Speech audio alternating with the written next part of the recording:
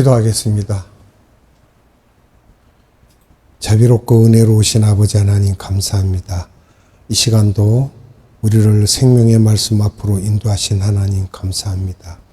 세상을 향하지 않게 하시고 오직 하나님의 말씀을 향한 우리 마음이 항상 변함없이 우리 중심에서 하나님의 말씀을 갈망하며 우리의 인생을 살아갈 수 있도록 은혜 베풀어 주시옵고, 또한 우리가 세상을 살면서도 하나님을 잊지 않는 그러한 하나님의 자녀로서의 삶을 살게 하옵소서. 아버지 하나님께서 우리를 사랑하시니 우리도 하나님을 사랑하는 그러한 마음을 가지게 하옵소서. 오늘도 우리를 부르신 아버지 하나님께 감사와 찬양과 영광을 올려드리며 예수님의 이름으로 감사하며 기도드리옵나이다. 아멘.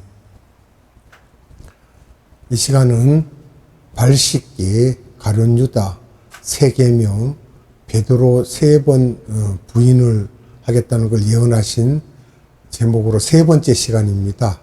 요한복음 13장 1절에서 38절 내용입니다.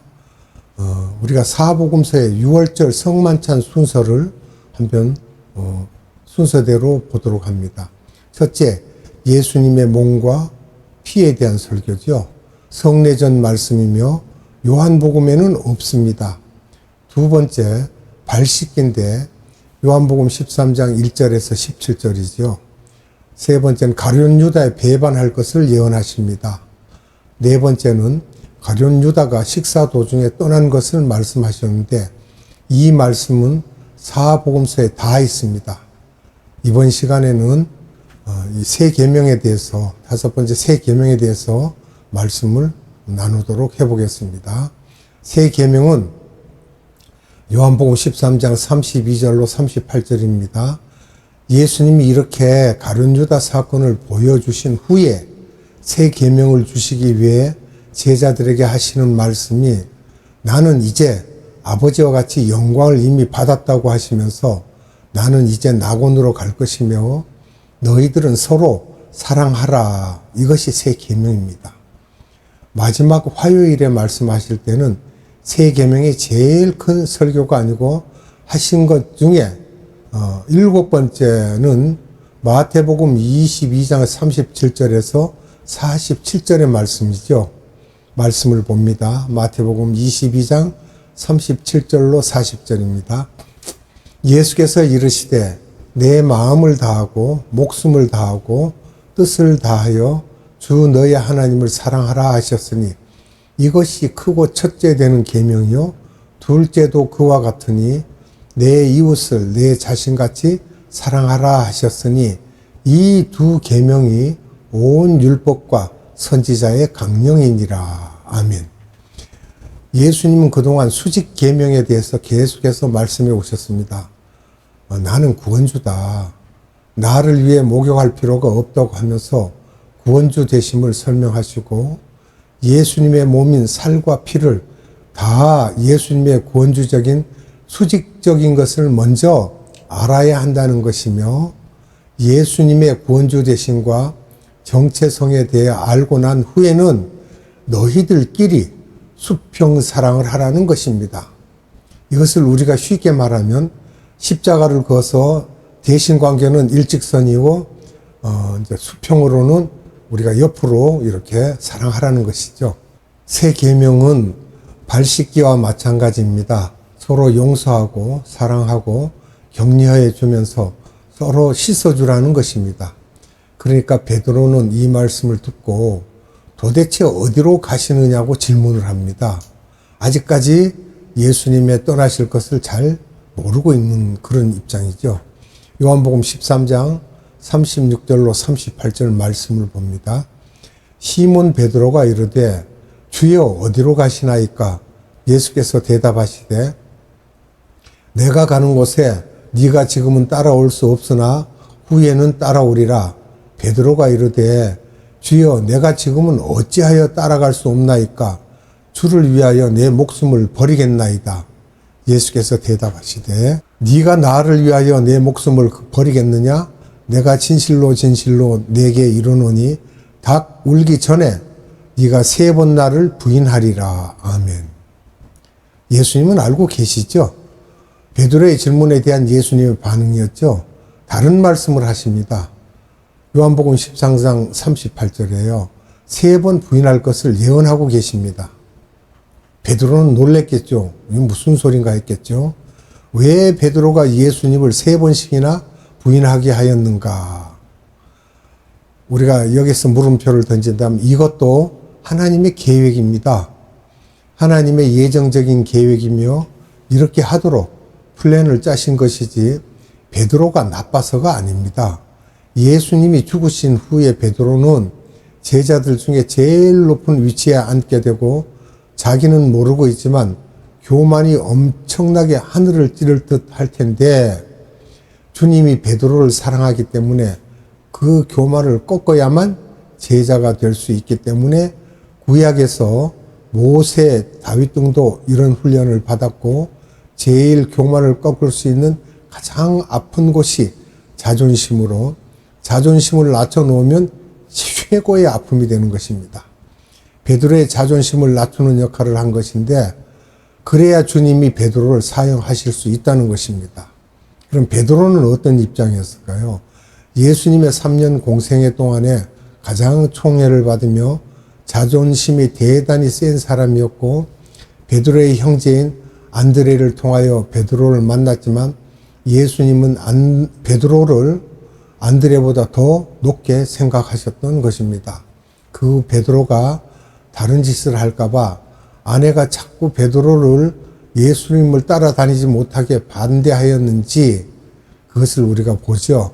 장모를 열병에 걸리게 하여 예수님이 고치게 함으로써 베드로의 아내가 손들게 만드셨죠. 예수님이 3년 공생의 중간에 질문하시기를 저 사람들이 나를 누구라고 생각하느냐 하였을 때 답변이 나옵니다. 마태복음 16장 13절로 16절입니다. 예수께서 빌립보 가이사랴 지방에 이르러 제자들에게 물어 이르시되 사람들이 인자를 누구라 하느냐 이르되 더러는 세례 요한 더러는 엘리야 어떤 이는 예레미야나 선지자 중에 하나라 하나이다. 이르시되 너희는 나를 누구라 하느냐 시몬 베드로가 대답하여 이르되 주는 그리스도시요 살아계신 하나님의 아들이시니이다. 아멘. 베드로의 대답이 멋지죠? 주는 그리스도시요 살아계신 하나님의 아들이시니이다라고 아주 그냥 당당하게 이야기를 합니다. 예수님께서 베드로에게 천국 열쇠를 주시겠다고 하면서 자존심이 막 그냥 급속도로 올라가죠. 이럴 때 나머지 사람들은 질투가 생겨서 성격도 별로고 교육도 제대로 받지 못하고 북쪽에 형편없는 저 갈릴리 바닷가에 촌 사람이죠. 저렇게 올려주시고 또 변화산에도 데리고 올라가셔서 한바탕 영적 세계를 구경하고 내려오기도 하였는데 베드로는 성격도 급하고 교육 수준도 높지 않았고 사람들과 관계도 별로 안 좋았고 사회적으로 저변 인물이었던 사람을 조금 높아지고 감투를 쓰게 되면 문제가 생기게 된다는 것입니다. 자질이 안 되는 사람을 높은 자리에 올려놓으면 문제가 생기므로 그 코를 낮추게 하기 위하여 베드로도 예수님을 부인하도록 하고 또 그 일을 생각만 하면 밤잠을 못 자고 후회하도록 만들어 놓는 것이었습니다. 베드로가 얼마나 심하게 울었습니까? 자, 예수님께서도 베드로에게 네가 나를 3번 부인하게 될 것이라고 하였을 때 베드로의 대답이 걸작입니다. 요한복음 13장 37절에서 내가 주를 위하여 목숨을 버리겠나이다 하고 아주 이빠른 소리를 합니다. 이거는 사기를 치고자 해서 그런 게 아니라 그만큼 베드로가 콧대가 높아져 있었죠. 이 말을 하고 얼마 후에 예수님을 부인하고 멀리서 구경만 하다가 예수님이 십자가 사건 후에 고향으로 도망까지 갔으며 예수님이 부활하신 사건까지도 알고 있었을지 모르겠습니다. 그런 베드로에게 예수님이 나타나서 요한복음 21장 15절에 바요나 시몬아 네가 나를 사랑하느냐고 물었을 때 그 말씀은 아가페 사랑이 아니죠. 그런데 베드로가 여기에서 필레오로 사랑한다고 대답하고 있는 것을 보면 양심은 있죠. 두 번째 또 아가페 사랑하느냐고 했을 때, 네가 나를 사랑하느냐 했을 때 역시 필레오 사랑한다고 대답하고, 세 번째는 예수님이 그러면 너 필레오 사랑하느냐고 했을 때 네, 필레오 사랑한다고 대답한 것은 완전히 코가 납작해지고 엎드러진 것이라고 볼 수가 있습니다. 주님이 더 잘 아시잖아요. 이렇게 말하는 거죠. 이런 가운데 주님께서 베드로에게 조금 있으면 띠를 띠고 나를 위해 메시지를 전하는 종이 될 것이라고 하시고, 이렇게 조금씩 만져진 것이며 후에 오순절 마가의 다락방에서 성령 체험을 한 후에 조금씩 변하기 시작하여 많이 낮아졌으며 예루살렘 교회에서 지도자가 되면서 또 그 끼가 아직도 남아 있어서 실수하는 장면이 나옵니다. 그런 일이 있어요.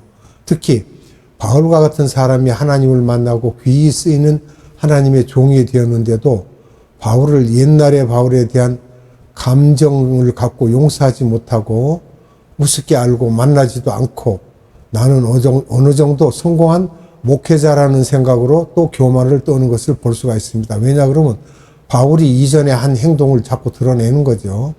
바울이 나중에 1차 전도 여행 후에 복음을 전하는데 예루살렘 교회에서 베드로가 막 야단을 치는데, 왜냐 그러면 은혜의 복음만 전하지 율법의 복음을 전하지 않는다고 하였고, 사도행전 15장에서 바울이 밑으로 내려와서 제가 잘못했다고 하자 그에게 꾸중하는 것이며, 바울이 나중에 갈라디아서에서 베드로가 나를 꾸중한 것에 대하여 내가 더 높다 하면서 서로 붙는 그런, 이제 말하자면 좀 이상한 다툼 같은 것이죠. 영적인 대지도자들이 서로 붙는 이야기가 나오는 것을 볼 때 아직도 바울이나 베드로도 덜 깨진 부분이 있음을 볼 때 이런 부분에서 두 분도 가룟 유다를 만난 것이나 같으며, 이것이 훈련이고 나중에 베드로가 베드로 전후서를 통하여 훈련받아서 아주 말랑말랑하게 된 모습을 우리가 볼 수가 있습니다. 왜 베드로가 예수님을 부인하도록 만들었는가? 이게 총체적으로 가장 큰 문제는 겸손하게 하기 위해서 그렇습니다. 겸손이 상당히 중요합니다. 그럼 발 씻기의 목적은 무엇인가? 예수님의 정체성을 보여주고 그분이 구원주가 되시며 너희들은 목욕을 한 사람이다. 그러니까 씻김을 받았다는 것이죠. 그런데 너희들은 자꾸 발을 씻어야 한다는 것은 이제는 매일 성화되어야 한다는 것입니다. 매일 조금씩 자범죄를 매일 씻어내라고 하시면서 새 계명을 주시고 서로 사랑하라 이렇게 말씀하시죠. 그렇지 않으면 너희들은 내 제자가 아니라고 하셨습니다. 그럼 가룟 유다를 배반케 한 목적은 또 무엇인지 우리가 물음을 던질 수 있죠. 예수님의 나약한 부분, 그 부분을 보완시켜 주기 위한 것이었다 볼 수 있습니다. 창세기 3장 15절의 뜻을 이루기 위해서 가룟 유다가 없으면 예수님도 혹시 오락가락 할 수 있었을 것이라는 거예요. 하나님이신 예수님이 이렇게 보완책이 필요했던 것처럼 하나님의 제자들인 우리들은 말할 것도 없습니다. 그러면서 예화를 베드로가 3번 부인하도록 실수하도록 갈등케 함으로써 더욱 겸손케 그를 낮춰주신 것입니다. 요한복음 13장은 우리에게 주시는 메시지가 많은데 발 씻기를 통하여 3번 부인하는 사건들을 보면서 이 부분을 인포메이션으로만 듣지 말고, 즉 안내하는 거로만 듣지 말고 이런 것을 갖고 자꾸 묵상하면서 예수님의 정체성 문제, 또 가룟 유다를 허락하신 목적, 베드로의 3번 부인하는 사건을 통하여 보면서 이것이 나의 것이 되려면 자꾸 묵상하여야 합니다. 그리고 말씀을 볼 때 그 말씀의 주 핵심을 우리가 꿰뚫어 볼 수 있는 영안이 열려야 할 것입니다. 손가락 예화를 우리가 본다면요, 빵을 이제 들어서 예화를 한다면 묵상하기 전에 보고 듣고 읽고 하고 그 다음에 공부하고 그 다음에 암기하고 묵상하고 적용하여 순종하여야 한다는 것입니다. 저도 묵상을 하다가 보니 주님이 저에게 주신 것을 이렇게 내놓게 되는 것입니다. 묵상하다 보면 하나님이 참 대단하신 분이시구나. 아니 대단하다 할 정도가 아니라 위대하신 분이라고 생각이 듭니다. 창세기 3장 15절의 말씀을 이루기 위해서 구체적으로 이렇게 하시는구나. 구약에서 다윗 또는 스가랴, 예레미야를 통하여서 예수님을 예언하시고 그대로 다 이루시는 것을 볼 때 앞으로 우리의 삶 속에서 주님이 어떻게 인도하실지를 생각하면 익사이팅하고 주님이 나를 승리케 하시겠구나. 이 어려운 가운데서도 참고 이기면 우리들도 언젠가는 이분들처럼 될 것을 묵상하면서 주 안에서 항상 즐거워하고 기뻐하라라고 하시면서 후일에 너희 상이 크다고 하셨습니다. 이렇게 가룟 유다가 떠난 후에 예수님께서 설교를 하십니다. 그 설교 내용들을 보면 6월절 성만찬 설교를 요한복음 13장 32절에서 16장 33절까지 10가지 제목으로 말씀을 하십니다. 이것을 성구만 여러분들에게 일러드리고 그 말씀을 찾아서 읽기는 너무 장황하고 길므로 10가지로 세부적으로 말씀을 드리겠습니다. 성부 성자께서 영광을 받으셨다라는 내용은 요한복음 13장 31절에서 32절이고요. 두 번째, 예수님께서 내가 낙원에 간다라는 내용은 요한복음 13장 33절이고요. 세 번째, 새 계명은 요한복음 13장 34절로 35절. 네 번째, 베드로의 그 부인을 예언하신 부분은 요한복음 13장 36절에서 38절입니다. 다섯 번째, 제자들을 위로하시는 내용은 요한복음 14장 1절에서 14절이고요. 여섯 번째, 보혜사를 약속하셨죠. 이 내용은 요한복음 14장 15절로 31절입니다. 일곱 번째, 성부는 농부이고 성자는 포도나무이며 제자는 가지라는 것을 요한복음 15장 1절에서 17절에 말씀하십니다. 여덟 번째, 이 세상이 제자들을 미워할 것을 예언하십니다. 요한복음 15장 18절에서 16장 4절까지요. 아홉 번째, 성령의 사역에 대해서 말씀을 하시는데 요한복음 16장 5절로 16절입니다.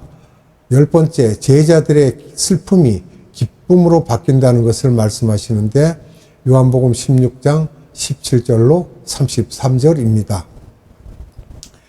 이렇게 가룟 유다가 떠난 후에 예수님께서 설교를 하시죠. 이 모든 내용들을. 그리고 예수님의 기도가 있습니다. 이 기도는 요한복음 17장 1절에서 26절입니다. 이 기도도 세 부분으로 우리가 나눠서 볼 수 있는데요. 첫째, 자신을 위한 기도입니다. 요한복음 17장 1절에서 5절입니다. 두 번째, 제자들을 위한 기도를 하시는데 요한복음 17장 6절로 19절입니다. 세 번째, 모든 믿는 자를 위한 기도를 하시는데 요한복음 17장 20절로 26절입니다. 요한복음 13장의 말씀은 오늘 여기까지 말씀을 드리고 다음 시간에는 또 다른 14장의 이야기로 여러분들을 만나 뵙겠습니다. 기도하겠습니다. 거룩하신 아버지 하나님 감사합니다. 이 시간 요한복음 13장의 내용에 대하여 자세하게 우리에게 일러주시고 그 모든 내용들을 말씀하여 주셨습니다. 아버지 하나님께서 우리에게 주시는 이 모든 메시지들이 우리를 낮추시고 겸손케 하시고 우리로 예수님의 발자취를 따를 수 있는 그러한 데까지 인도하시기 위하여 우리를 훈련하심을 감사드립니다. 하나님, 우리가 더욱더 낮아지고 낮아져서 오직 나보다 더 낮은 자는 없다라고 할 때까지 우리가 낮아져서 하나님을 높이는 일을 감당할 수 있게 하시고 오직 예수 그리스도를 바라보는 삶을 살게 하옵소서. 오늘도 생명의 말씀을 주시며 우리 마음에 감동을 주신 하나님께 감사와 찬양과 영광을 올려드리며 예수님의 이름으로 감사하며 기도드리옵나이다. 아멘. 주님 가르쳐준 기도로 예배를 마치도록 하겠습니다. 하늘에 계신 우리 아버지, 아버지의 이름을 거룩하게 하시며 아버지의 나라가 오게 하시며 아버지의 뜻이 하늘에서와 같이 땅에서도 이루어지게 하소서. 오늘 우리에게 일용할 양식을 주시고 우리가 우리에게 잘못한 사람을 용서하여 준 것 같이 우리 죄를 용서하여 주시고 우리를 시험에 빠지지 않게 하시고 악에서 구하소서. 나라와 권능과 영광이 영원히 아버지의 것입니다. 아멘.